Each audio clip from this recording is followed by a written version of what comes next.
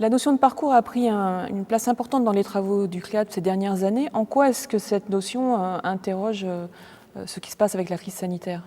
Alors, on ne comprend pas tout dans la vie d'une entreprise ou d'une administration si l'on se contente finalement d'examiner sa situation actuelle ou la situation juste avant cette période de pandémie.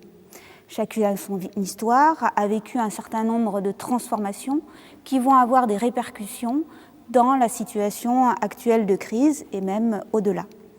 On peut dire finalement aussi la même chose de l'histoire des personnes, de l'histoire des équipes et des collectifs de travail.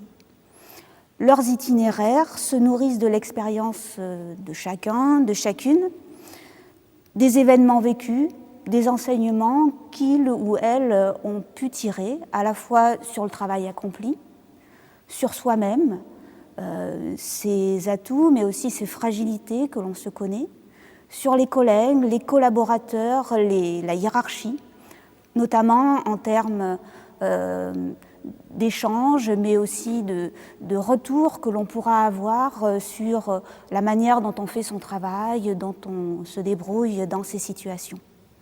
Ces histoires, ces expériences, à la fois collectives et individuelles, sont et seront mises à l'épreuve dans ces situations et dans ces périodes de crise.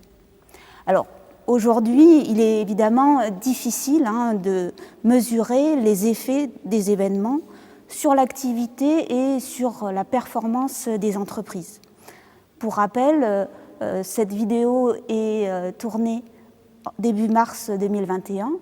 La crise se poursuit et avec un certain nombre d'incertitudes, à la fois dans l'ampleur de celle-ci, mais aussi dans les mesures qui seront encore adoptées.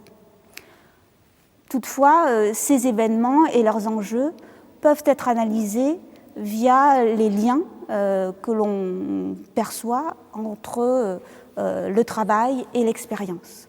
Alors notamment l'expérience antérieure, vécue, les parcours, mais aussi l'expérience de cette période très particulière de crise sanitaire, avec à la fois ses épreuves, ses difficultés, mais aussi ses découvertes, ses apprentissages et les traces que tout ceci laissera, à n'en pas douter, pour chacun. Et donc la première question, c'est de savoir qui est principalement concerné par ces événements, ces bouleversements, et pourquoi.